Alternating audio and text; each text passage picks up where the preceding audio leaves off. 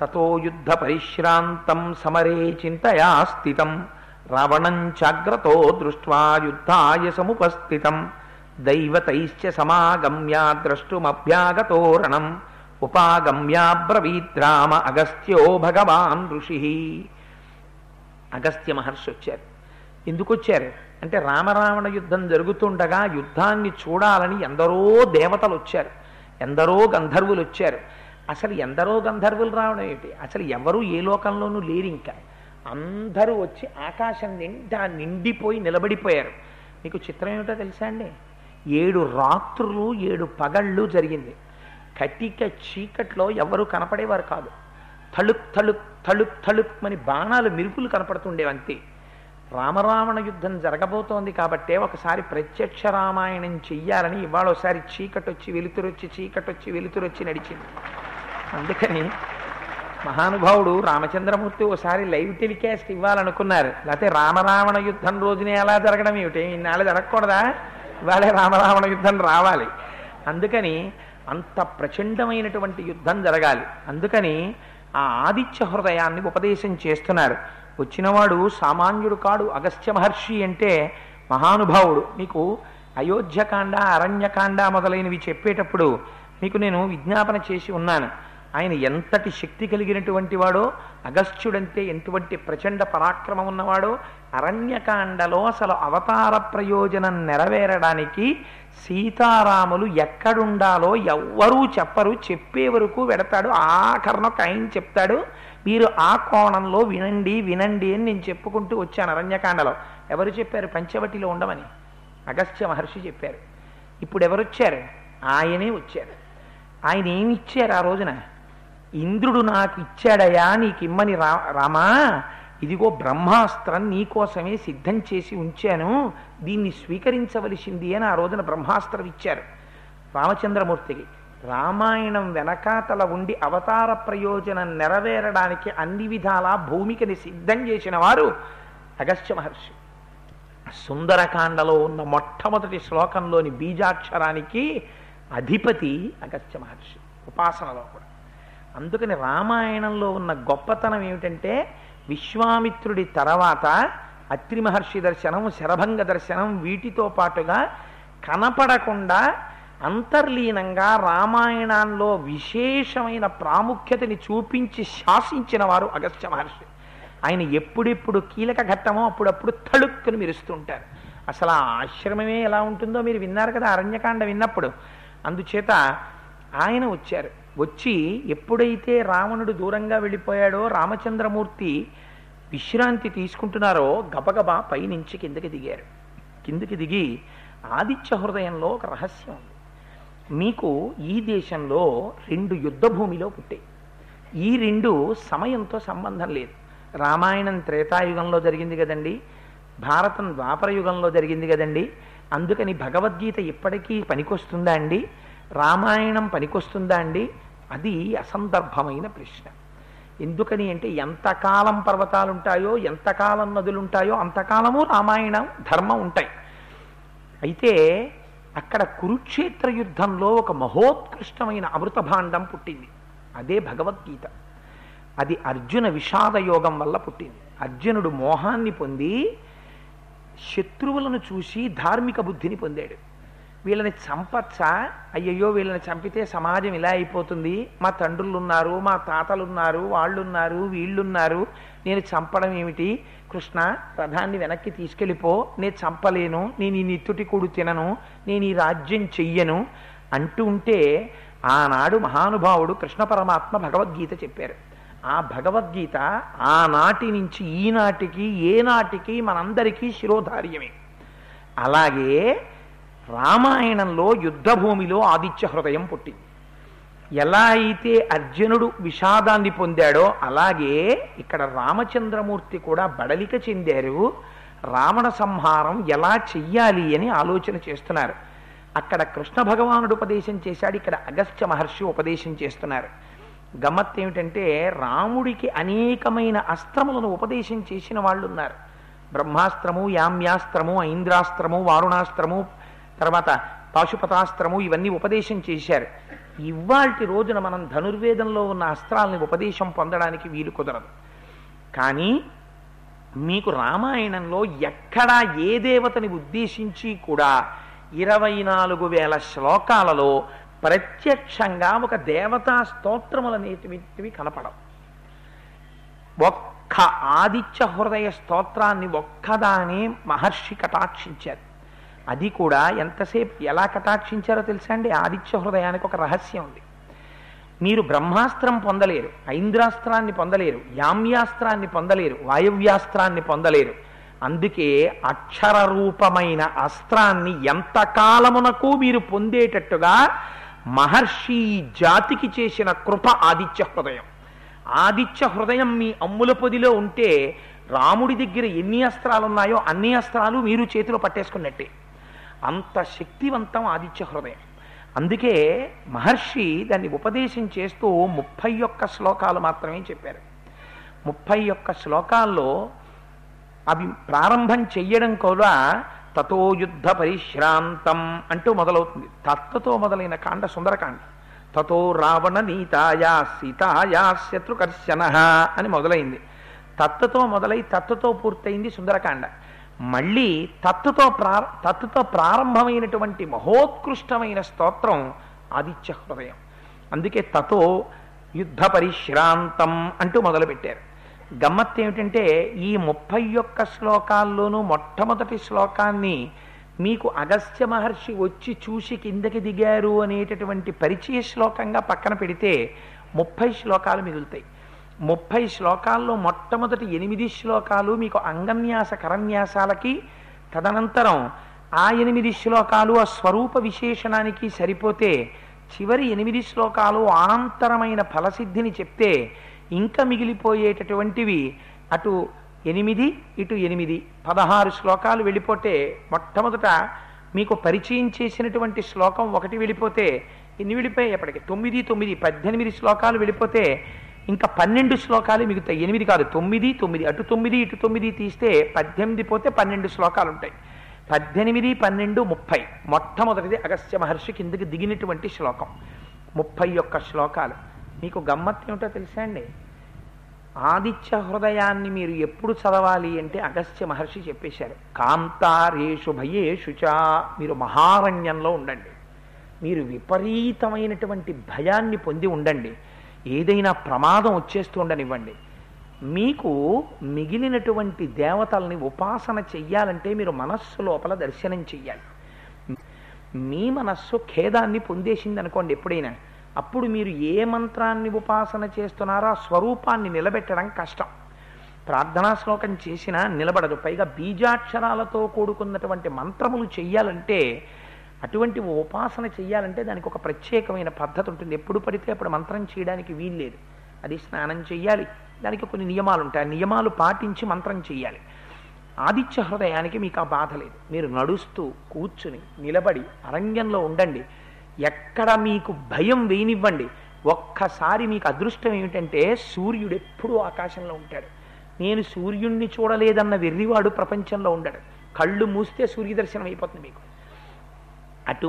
కానీ ఒక్కటి జ్ఞాపకం పెట్టుకోండి, ఆదిత్య హృదయం చదివేటప్పుడు కళ్ళు మూసి నమస్కారం చేస్తే సూర్యోదయం అవుతున్న సూర్యుణ్ణి ఉపాసన చేయాలి. ఉపాసన చేసి 3 సార్లు చదవమని ఇందులో మహర్షి చెప్పారు. కానీ 12 12 ఆదిత్యుల్ని అందులో ఉపాసన చెప్పారు. అందుకే నిన్నటి రోజున ఇక్కడ ఆదిత్య హృదయం జరిగితే 12 మాటలు అందరితో చెప్పించడానికి కారణం అది. అందుకని మీకు మిగిలినటువంటి దేవతా స్వరూపాలు ఈ కంటితో చూడ్డానికి కుదరదు. ఒక్క సూర్యనారాయణమూర్తిని మాత్రం మీరు ఈ కంటితో చూడొచ్చు ఎదురుగుండా. ఈ కంటితో చూసి దర్శనం చేసి నమస్కారం చేసుకోవచ్చు. చేసేసి మీరు ఎలా ఉండండి, మీకు చాలా భయం వేసేసింది అనుకోండి, వెంటనే ఒక్కసారి కళ్ళు మూసుకుని తతో యుద్ధ పరిశ్రాంతం సమరే చింతయా స్థితం రావణంచాగ్రతో దృష్ట్వా యుద్ధాయ సముపస్థితం. తప్పులు లేకుండా 31 శ్లోకాలని కంగారుగా కాకుండా ఉచ్చారణ దోషం లేకుండా చదివితే ఎంతసేపు పడుతుందో తెలుసా అండి? ఖచ్చితంగా సూర్యమండలాంతర్వర్తి అయినటువంటి భగవానుడు సూర్యబింబంగా ఆకాశంలోకి వచ్చి ప్రస్ఫుటంగా ఉదయించడానికి ఎంత సమయం పడుతుందో ఆదిత్య హృదయం చదవడానికి అంతే సమయం పడుతుంది. అలా దాన్ని తీసుకొచ్చారు మహర్షి. వేదంలో ఉన్నటువంటి సమస్త సారాన్ని పిండి ఆదిత్య హృదయంలో పెట్టేశారు. అందులో మొట్టమొదటి భాగంలో ఏం చేస్తారంటే స్వామిని స్తుతి చేస్తారు. స్తుతి అంటే నువ్వు అంతటి వాడివి, నువ్వు ఇంతటి వాడివి అని చెప్తారు. రశ్మిమంతం సముద్యంతం దేవాసుర నమస్కృతం పూజయస్వ వివస్వంతం భాస్కరం భువనేశ్వరం సర్వదేవాత్మకోహేష తేజస్వీ రశ్మిభావన ఏష దేవాసురగణాన్ లోకాన్ పాతి గభస్తిభిః ఏష బ్రహ్మా చ విష్ణుశ్చ శివ స్కంధ ప్రజాపతి అని చెప్తారు. తర్వాత ఏం చేస్తారంటే మీకు తెలిసి కానీ తెలియక కానీ ఆదిత్య హృదయం చదివేటప్పుడు నుతి వెళ్ళిపోతుంది అందులో. అంటే మీకు రుద్ర ప్రశ్నలో రుద్రాధ్యాయము అని ఉంది. అందులో నమస్తే అస్తు భగవన్ విశ్వేశ్వరాయ మహాదేవాయ త్రయంబకాయ త్రిపురాంతకాయ త్రికాగ్నికాలాయ కాలాగ్నిరుద్రాయ నీలకంఠాయ మృత్యుంజయాయ సర్వేశ్వరాయ సదాశివాయ శ్రీమన్మహాదేవాయ నమః అని నమో హిరణ్యబాహవే సేనాన్యే దిశాంచ పతయే నమో నమో అని ఉభయతర నమస్కారాలతో నమకం ఎలా పెడుతుందో అలా మీకు నుతి వెళ్ళిపోతుంది. అందుకే నమ పూర్వాయ గిరయే పశ్చిమే గిరయే నమః జ్యోతిర్గణానాం పతయే దినాధిపతయే నమః జయాయ జయభద్రాయ హర్యశ్వాయ నమో నమః నమ ఉగ్రాయ వీరాయ సారంగాయ నమో నమః నమ పద్మప్రబోధాయ మార్తాండాయ నమో నమః బ్రహ్మేశానాచ్యుతేశాయ సూర్యాయాదిత్యవర్చసే భాస్వతే సర్వభక్షాయ రౌద్రాయ వపుషే నమః అని నమకంతో నుతి కింద పెడుతుంది. అలా నుతి కింద వెళ్ళడంలో ఏమవుతుందంటే మీకు తెలియకుండానే దాని శబ్దశక్తి చేత దాన్ని పలికేటట్టు పలకడం మీరు అలవాటు చేసుకున్నారనుకోండి, మీ లోపల నుంచి ఒక ఉత్సాహం పుడుతుంది. అది గురుముఖత ఉపదేశాన్ని కూడా పొందారనుకోండి మూలమంత్రంతో, ఇంకా దాని శక్తి కవచం కట్టేసుకున్నట్టే. అందుకని మీరు కళ్ళు మూసుకుని సూర్యభగవానుడి యొక్క ఉదయం జరుగుతూ ఉంటే దాని ఎదురుగుండా కూర్చునో లేకపోతే పూజామందిరంలో కూర్చుని, అంటే అది ఉపాసనా రహస్యం, అది ఉపదేశంలో చెప్తారు. నమస్కారం చేస్తూ ఒక్కసారి నమ పూర్వాయ గిరయే పశ్చిమే గిరయే నమః జ్యోతిర్గణానాం పతయే దినాధిపతయే నమః జయాయ జయభద్రాయ హర్యశ్వాయ నమో నమః నమ ఉగ్రాయ వీరాయ సారంగాయ నమో నమః నమ పద్మప్రబోధాయ మార్తాండాయ నమో నమః అని మీరు చదువుతుంటే అందులో ఉండేటటువంటి కొన్ని నామముల చేత అనేక ఫలితాలు సిద్ధించేస్తాయి మీకు తెలియకుండా. భాస్కర అని ఒక నామం వస్తుంది అందులో. ఆరోగ్యం భాస్కరాది చేత్, మీ శరీరారోగ్యం ఆ భాస్కరుడి చేతిలో ఉంటుంది. ఆ భాస్కర అన్నదాన్ని ఎక్కడ పెట్టాలో అక్కడ పెట్టేశారు. మహర్షి తీసుకెళ్ళి బిగించేశారు. మీరేం చెయ్యక్కర్లేదు. ఒక అస్త్రం మీద బ్రహ్మాస్త్రాన్ని అభిమంత్రించే ముందు బ్రహ్మాస్త్ర మంత్రాన్ని ఎలా పెడతారో అలా తీసుకొచ్చి కూర్చేశారు. కొన్ని మంత్రాలు కొందరు మాత్రమే చెయ్యాలి. ఆదిత్య హృదయానికి ఉన్న గొప్పతనం ఏమిటో తెలుసా అండి? అందరూ చదువుకోవచ్చు. అంత సాత్వికం చేసేసారు మహర్షి. దాన్ని చేసేసి ఈ జాతికి వాల్మీకి మహర్షి ఒక గొప్ప వరదానం చేసేసారు. అబ్బాయి మీకు ఏ కోరికలు ఉంటాయో నాకు తెలుసు, మీ అందరి కోరికలు సిద్ధించడానికి మీ అందరికీ ఒక అపురూపమైన బహుమతి ఇచ్చేస్తున్నాను. అందుకే అంత పరమపావనమైన ఆదిత్య హృదయం కాబట్టే నిన్న మహానుభావుడు గోపాలకృష్ణ గారు అంత శ్రమ తీసుకుని అంత కార్యక్రమం ఏర్పాటు చేసి అందరికీ తీర్థం అందాలి అని నిన్న అగ్నిహోత్రంలో హవిస్సులు ఇప్పించి ఆ తీర్థాన్ని అందరికీ అందించి పంపించారు. వారు కూడా పండితులు కూడా ఎంత బాగా చేశారంటే నిజంగా వారికి మనం ఏమిచ్చి రుణం తీర్చుకుంటాం. మనం తీర్థం తీసుకుంటూ ఉంటే, మనం ప్రసాదం తీసుకుంటూ ఉంటే నిజానికి పూర్ణాహుతి అయిపోయిన తర్వాత వాళ్ళు వెళ్ళిపోవచ్చు. వాళ్ళు ఏం చేశారో మీరు చూసారో, వాళ్ళు వెళ్ళలేదు. వేదం నడుస్తుంటే వేదము యొక్క పన్నాలు చదువుతుంటే ఆ శబ్దశక్తికి దేవతలందరూ నిలబడి ఉంటారు. వేదం అంత గొప్పది. వేదం చదవడం అంటే మాటలు కాదు, ఇది జన్మజన్మాంతర సుకృతం వేదం చదువుకోవడం. అందుకే కదా ఆ రోజున మహానుభావుడు రామకృష్ణ అవధానులు గారు వస్తే అంత పొంగిపోయాం. అందుచేత నిన్నటి రోజున వారు కూర్చుని ఆ వేదంలో పన్నాలు చదువుతూనే ఉన్నారు. మనందరం తీర్థప్రసాదాలు తీసుకుని వెళ్ళిపోయేటంత వరకు. అందుకని ఆదిత్య హృదయం అంత శక్తివంతం. అంత శక్తివంతమైన ఆదిత్య హృదయంలో స్వామిని అనేక రూపాలతో కీర్తిస్తారు. ఈయనలో అన్ని స్వరూపాలు కలిసిపోయాయి అంటారు.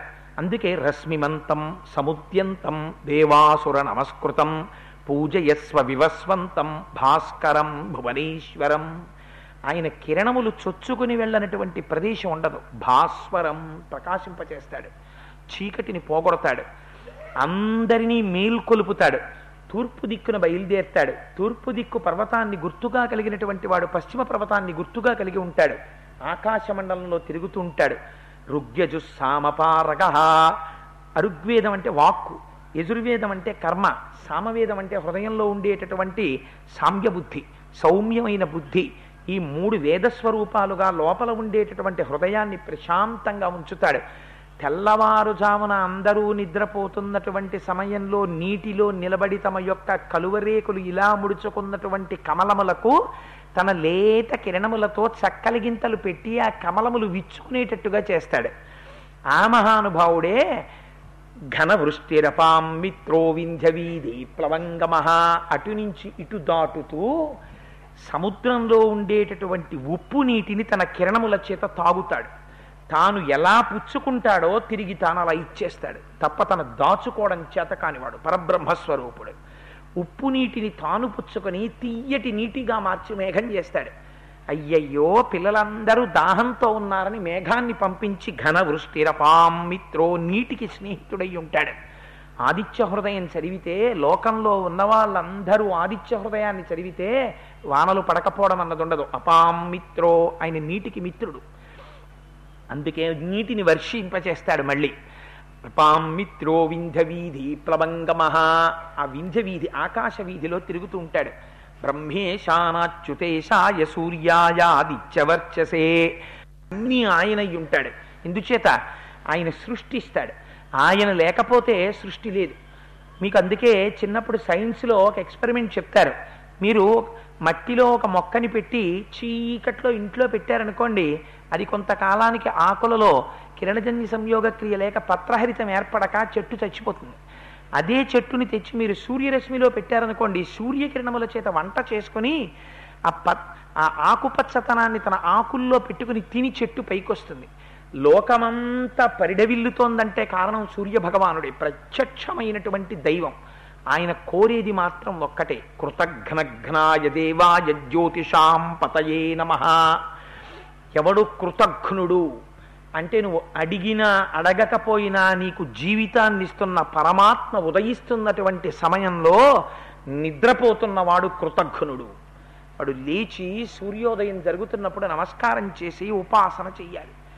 ఒంటి మీద యజ్ఞోపవీతం ఉన్న వాళ్ళందరూ సూర్యోదయానికి ముందర సంధ్యావందనం చెయ్యాలి. ఏ కారణం చేతనైనా ఆలస్యమైతే ప్రాయశ్చిత్తంతో అర్ఘ్యం ఇవ్వాలి. అందుకని కృతఘ్నఘ్నాయ దేవాయ జ్యోతిషాం పతయే నమః. ఆయన కృతఘ్నులై పాపులై ఉన్నటువంటి వారిని సంహరించడం కూడా పరమాత్మకి తెలుసు. ఆయన అన్నిటినీ ముట్టుకుంటాడు, కానీ దేని చేత కల్మషం ఆయనకు అంటదు. ఆయన శవం మీద ఆయన కిరణాలు పడతాయి, బురద మీద ఆయన కిరణాలు పడతాయి, శ్మశానంలో ఆయన కిరణాలు పడతాయి, యజ్ఞ వేదిక మీద ఆయన కిరణాలు పడతాయి, బంగారు మేడ మీద ఆయన కిరణాలు పడతాయి, పనికి మాలినటువంటి ఎందుకు పనికి రాకుండా రోడ్డు పక్కన పడిపోయినటువంటి ఒక కుక్క కళేబరం మీద ఆయన కిరణాలు పడతాయి. అన్నిటినీ ఆయన కిరణాలు భాసింపచేస్తాయి. ఆయన మాత్రం దేనితోటి సంగం ఉండదు. ఆయన కిరణములు దేన్ని ముట్టుకున్న ఆయన అపవిత్రుడు కాడు. తనంత తానుగా ఆయన పరబ్రహ్మస్వరూపుడు, జ్యోతిస్వరూపుడు, పరంజ్యోతి. అటువంటి వాడు ఏష బ్రహ్మాచ విష్ణుశ్చ శివ స్కంధ ప్రజాపతి. ఆయనే ప్రజాపతి, ఆయనే సృష్టి చేస్తాడు. సూర్యకిరణాలు లేకపోతే గర్భవతి అయిన స్త్రీ చీకట్లో ఉండిపోయింది అనుకోండి, గర్భంలో ఉండేటటువంటి శిశువుకి ఎదుగుదల ఉండదు. అందుకే మనకి తనంత తానుగా విటమిన్ ఈ ఎక్కడి నుంచి వస్తుంది అంటే సూర్యకిరణాల్లోంచి వస్తుంది. అందుకే నీతి శాస్త్రంలో మాట చెప్తారు, బాలార్క ప్రేత ధూమశ్చ. సూర్యుడు ఉదయిస్తున్న సమయంలో దీర్ఘ ప్రయాణం కాలినడకలో బయలుదేరకూడదు. ఎందుకంటే బాలార్కుడు అంటే తెల్లవారుజాము నుంచి బయలుదేరినటువంటి సూర్యకిరణాలు మీద పడితే లోపల ఉండేటటువంటి శక్తిని లాగేస్తాయి ఆ కిరణాలు. సాయంకాలం ఉన్నటువంటి సూర్యబింబానికి ఎదురుగుండా నించుని ఆడుకున్నా ఏదైనా చేసినా ఆ కిరణములు మీద పడితే, ఇప్పుడైతే బహుశా విటమిన్ ఈ అంటున్నారేమో దాన్ని, ఆ లోపల తనంత తానుగా ఒక శక్తిని సూర్యకిరణం ప్రవేశపెట్టేస్తుంది. అందుకని ఇదేంటి ఎక్కడి నుంచి వస్తుంది ఆ విటమిన్ అంటే సూర్యకిరణాల్లోంచి వచ్చేస్తుంది అంతే. తనంత తానుగా ఆయన లోకమును పోషిస్తాడు. ఆయన స్కందుడు, ఎక్కడో లోకాల్లో ఉన్నవాడు ఇక్కడ ఈ కంటితో మీరు చూసేట్టు కనపడతాడు, అక్కడున్నవాడి కిరణాలు ఇక్కడ పడతాయి. ఆయన ఆతపి మండలి మృత్యు పింగళ సర్వతాపన, ఆయన తపింప చేసేస్తాడు లోకాల్ని. ఆయన సృష్టి చేస్తాడు, అన్నం పెడతాడు, పోషిస్తాడు, లయం చేసేస్తాడు. ఆయన చెయ్యనిది ఉండదు, అన్నీ ఆయన చేతే జరిగిపోతుంటాయి. ఎందుకని శంకర భగవత్పాదులు అంటారు, ప్రత్యాయాంతి గతా పునర్న దివసా కాలో జగద్దక్షక, కాలస్వరూపుడై తినేస్తుంటాడు లోకాన్నంతటిని. ఎందుకని సూర్యోదయ సూర్యాస్తమయాల చేత రోజులు వెళ్ళిపోతుంటాయి. ఎన్ని రోజులు వెళ్ళిపోతుంటే మన ఆయుర్దాయం కూడా అంత తగ్గిపోతుంటుంది. అందుకని సూర్యోదయ సూర్యాస్తమయాల్లో కాలస్వరూపుడై జీవుల యొక్క ఆయుర్దాయాన్ని గ్రసిస్తుంటాడు. మార్తాండ, ఆయనే మధ్యందిన మార్తాండుడై ఆకాశ మార్గంలో నిలబడతాడు. అందుచేత ఆయన చెయ్యనిదేమిటి?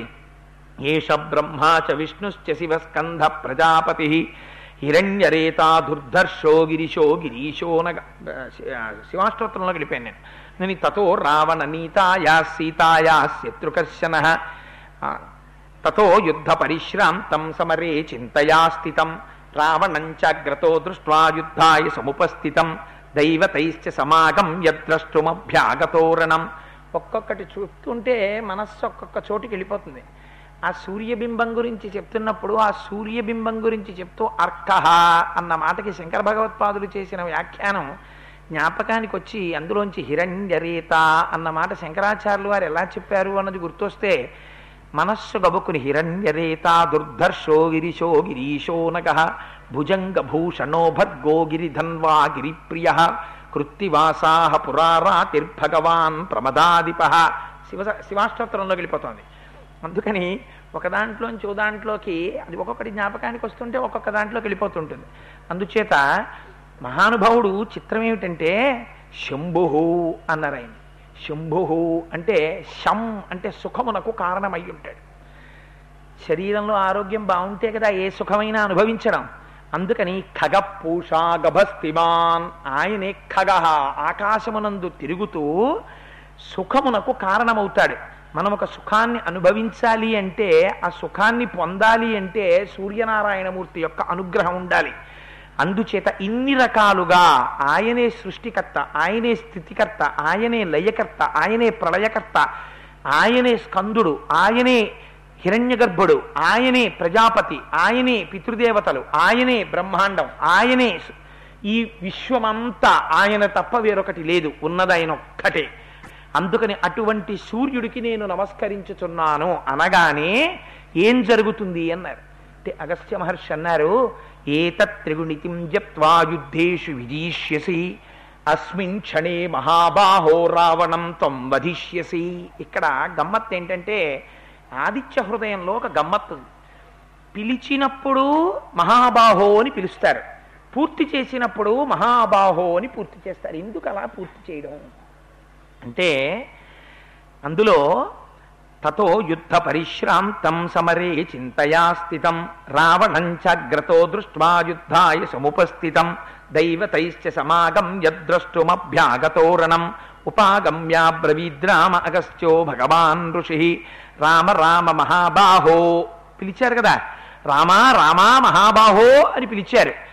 ఎందుకు రామ రామ రెండు మాటలు అనడం ఎందుకు అంటే ఇందులో మీరు ఒక గొప్ప దర్శనం. అసలు ఆదిత్య హృదయం ఏమి ఆదిత్య హృదయం అండి.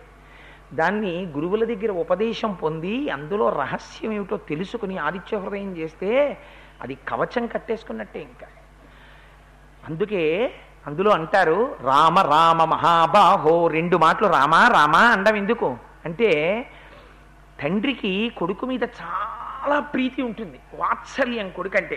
అందుకని ఏం చేస్తాను, మా అబ్బాయికి నేను ఏదైనా చాలా అకస్మాత్తుగా చెప్పవలసి వచ్చింది అనుకోండి, మామూలుగా ఒక్కసారి పిలవను, ఒరే షణ్ముఖ షణ్ముఖ ఇలారా అంటాను. రెండు మాటలు పిలవడంలో వాత్సల్యం బయటపడుతుంది. నా బిడ్డడు కనుక, నా బిడ్డని నేను రక్షించుకోవాలి కనుక, వాడికి తొందరగా ఈ మాట చెప్పియాలి కనుక ఒరే షణ్ముఖ షణ్ముఖ ఇలారా అంటాను. అలా రామ రామ మహాబాహో. ఎన్ని బాహువులు చెప్పలేదు. మహాబాహో, నువ్వు సామాన్యుడివి కావు రామా, నరుడిగా నటిస్తున్నావు. నువ్వు శ్రీ మహావిష్ణువువి. నీ చేతుల చేత సహస్రశీర్ష పురుష సహస్రాక్ష సహస్రపాత్, నువ్వు ఈ లోకములన్నిటినీ రక్షించగలిగిన వాడివి, అంతటా వ్యాపించిన వాడివి. ఇవాళ నరుడిగా ఉన్నావు. ఏమిటి నువ్వు నీ రెండు చేతులతో ఉన్నావు కనుక నువ్వు బెంగ పెట్టుకున్నావా? నరుడిగా ఉండి రావణుడిని చంపడం ఎలా అని ఎందుకు బెంగ పెట్టుకోవడం? రావణుడికి 20 చేతులు ఉన్నాయి. 20 చేతులతో వాడు ఆయుధ ప్రయోగం చేస్తున్నాడు. 10 తలకాయలు ఉన్నాయి. రామా, వాడికి ఎన్ని చేతులుంటే వాడికి కావాలి? నువ్వు మహాబాహో, నువ్వు శ్రీ మహావిష్ణువువి. అందుకని నీ బాహువులు లోకరక్షణ కోసమని ఉన్నటువంటి బాహువులు. అందుకని కదా ప్రతిజ్ఞ చేసి వచ్చావు ఈ లోకంలోకి. అటువంటి వాడివి నువ్వు బెంగ పెట్టుకుంటావేంటి? అందుకని రామ రామ మహాబాహో శృణుగుహ్యం సనాతనం. చాలా రహస్యాన్ని చెప్తున్నాను రామా అంటే ఉపదేశం చేస్తున్నారు. ఉపదేశం చేసినప్పుడు రహస్యంగా చేస్తారు. శృణుగుహ్యం సనాతనం ఏన సర్వానరీన్వత్స సమరే విజయిష్యసి. ఒక గురువుకుంటుంది ఈ ఆర్తి, ఒక తండ్రికి ఉంటుంది ఈ ఆర్తి. అందుకే అగస్త్య మహర్షి అన్నారు, ఇది విను, ఎంత ధైర్యమో చూడండి. చెప్పేటప్పుడు చెయ్యగానే ఏమో నేను చెప్పలేనండి, మరి శక్తినిస్తుందో ఇవ్వదో అన్నవాడు గురువు కాడు. నేను అది ఉపదేశం చేస్తాను, రక్షించి తీరుతుందన్నవాడు గురువు. ఆ నమ్మకం ఉండాలి గురువుకి. అందుకని రామ రామ మహాబాహో శృణుగుహ్యం సనాతనం ఏన సర్వానరీన్వత్స సమరే విజయిష్యసి. ఇది నువ్వు చదువు రామా, నువ్వు విజయాన్ని పొంది తీరుతావు. ఆదిత్య హృదయం పుణ్యం సర్వశత్రు వినాశనం. సర్వశత్రువుల్ని జయిస్తావు రామా అన్నారు. ఆనాడు రాముడికి చెప్పారు. ఇప్పుడు మాకు రావణాసురుడు లేడు కదండి, మాకెందుకు అంటారేమో. సర్వశత్రు వినాశనం. మీకే శత్రువులుంటే వాళ్ళు పోతారు అంటే దాని ఉద్దేశం ఎవడి మీదో కోపం పెట్టుకుని ఆదిత్య హృదయం తెరవమని కాదు. ఎవరా శత్రువులు ఉండవలసిన వాళ్ళు? కామ క్రోధశ్చ లోభశ్చ దేహే తిష్టంతి తస్కరాః జ్ఞానరత్నాపహారాయ తస్మాత్ జాగ్రత్త జాగ్రత్త. లోపల కామ క్రోధ లోభ మద మోహ మాత్సర్యములను గెలవగలిగిన శక్తి ఎక్కడి నుంచి వస్తుంది? ఆదిత్య హృదయంలోంచి వస్తుంది. అందుకని సర్వశత్రు వినాశనం జయావహం జపే నిత్యం మక్షయ్యం పరమం శివం సర్వమంగళ మాంగళ్యం సర్వపాప ప్రణాశనం చింతాశోక ప్రశమనం ఆయుర్వర్ధనముత్తమం రశ్మిమంతం సముద్యంతం దేవాసుర నమస్కృతం పూజయస్వం వివస్వంతం భాస్కరం భువనేశ్వరం. దాన్ని నమః నమః పెట్టి నామాల కింద మార్చేస్తారు మళ్ళీ. అదే ఆదిత్య హృదయంలో పద్ధతి తెలిస్తే కొన్నిటిని మీరు తీసుకుని నమః పెట్టడం అలవాటైతే దాన్ని నేర్చుకుంటే ఇవన్నీ మళ్ళీ నామాలు అయిపోతాయి. అదో ప్రక్రియ. అవన్నీ బహిరంగ వేదికల మీద చెప్పవలసినంత అవసరం ఏం లేదు. అందుకని అవన్నీ నామాలు అయిపోతాయి మళ్ళీ. అందుకని రామ, ఇది సర్వమంగళ మాంగళ్యం, నీకు సమస్త శుభాల్ని ఇచ్చేస్తుంది. శత్రువుల్ని దునుమాడేస్తావు, ఉత్సాహం పుట్టేస్తుంది, నీ కోరికలన్నీ సిద్ధించేస్తాయి. రామ, ఈ ఆదిత్య హృదయాన్ని పుచ్చుకో. ఏమిటి దాని పేరు? సూర్యస్తోత్రం అనకూడదా? అనలేదు మహర్షి. ఇది ఆదిత్య హృదయం అన్నారు. ఆదిత్యుడు అంటే అదితి యొక్క కుమారుడు. అదితి కుమారుడు సూర్య భగవానుడు. ఆయన చీకట్లో రాక్షసులు ఉంటారు. ఆదిత్యుడు ఆదిత్య హృదయము అని ఎందుకు పిలిచారంటే ఆదిత్యులు ద్వాదశాదిత్యులు అని 12 మంది ఉంటారు. అందుకే మీకు అందులో ద్వాదశాత్మన్నమోస్తుతే అని ఒక పేరు వస్తుంది మధ్యలో. అది ఎక్కడికి తీసుకొచ్చారంటే దాన్ని తీసుకొచ్చి నక్షత్ర గ్రహతారాణామధిపో విశ్వభావన తేజసామపి తేజస్వీ ద్వాదశాత్మన్నమోస్తుతే. సమస్త గ్రహములకు సమస్త నక్షత్రములకు అధిపతివై ఉంటాయి. అటువంటి వాడై మహానుభావుడు ద్వాదశాదిత్యులు ఆ సూర్యమండలంలో ఉంటారు. ఆ ఉన్నవాళ్లే ఇంద్రుడు, ధాత, భృగువు, పూషుడు, మిత్రుడు, వరుణుడు, ఆర్యముడు, అర్చిస్సు, వివస్వంతుడు, త్వష్ట, సవిత, విష్ణువు. ఇందులో హృదయము అంటే ఆ సూర్యమండలాంతర్వర్తి అయినటువంటి వారిలో ఉన్న ద్వాదశాదిత్యులలో 12గురులో ఒకడైనటువంటి శ్రీ మహావిష్ణువు యొక్క అంశకి విశేష ప్రాధాన్యత ఇచ్చి వచ్చిన వాడు విష్ణువే కనుక ఇవాళ ఆదిత్య హృదయంగా పరబ్రహ్మంగా స్తోత్రం చేస్తున్నారు మహర్షి అగస్త్యుడిని అడ్డుపెట్టి, అగస్త్య మహర్షి చేత ఉపదేశంతో. అందుకని దీన్ని కానీ నువ్వు చదివితే రశ్మిమంతం సముద్యంతం దేవాసుర నమస్కృతం. ఇది ఎక్కడ చదవాలి? యుద్ధభూమిలో ఉన్నాను కదండి. మరి యుద్ధభూమిలో ఉండి చాలాసేపటి నుంచి యుద్ధం చేశాను, ఒళ్ళంతా నెత్తురు కారిపోతోంది, అశౌచంతో ఉన్నాను. అశౌచం అంటే నేనే ఇప్పుడు వెళ్ళి స్నానం చేసి రాలేదు, ఇప్పుడు మరి ఎలా దాని గురించి నువ్వేం బెగ్గ పెట్టుకోకు రామా. కాంతారేషు భయేషు చ కీర్తయన్ పురుష కశ్చిన్నావసీదతి రాఘవ పూజయస్వైనమేకాగ్రో దేవదేవం జగత్పతిం ఏతత్త్రిగుణితిం జప్త్వా యుద్ధేషు విజీష్యసి.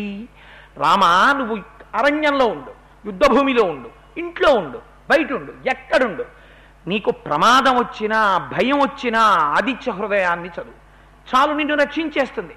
ఒక్కసారి ఆ సూర్యమండలాంతర్వర్తిన సూర్య భగవానుడికి నమస్కారం చేయి. చేస్తే అక్కడి నుంచి రక్షణ వస్తుంది. మళ్ళీ చిట్ట చివర పిలిచారు ఏమని? అస్మిన్ క్షణే మహాబాహో రావణం తం వధిష్యసి. మళ్ళీ చివర పిలిచారు మహాబాహో. విన్నావా ఆదిత్య హృదయం? ఇప్పుడు చదువుకో. ఇది చదివితే ఏమవుతుంది? ఇప్పటి వరకు ఏ రావణ సంహారం చెయ్యడం కోసమని నువ్వు బెంగ పెట్టుకుని ఇంత కష్టపడుతున్నావో ఆ రావణుడు తేలికగా నిహతుడైపోతాడు. అందుకని అస్మిన్ క్షణే మహాబాహో రావణం తం వధిష్యసి ఏవ ముక్త్వా తథాగశ్చో జగామ చ యథాగతం. ఇది గమ్మత్తు ఆదిత్య హృదయంలో. మిగిలిన వాళ్ళందరూ నిలబడ్డారు ఆకాశంలో రామరావణ యుద్ధం జరుగుతున్నప్పుడు. అగస్త్యుడు ఒక్కడే ఏం చేశాడో తెలుసా అండి?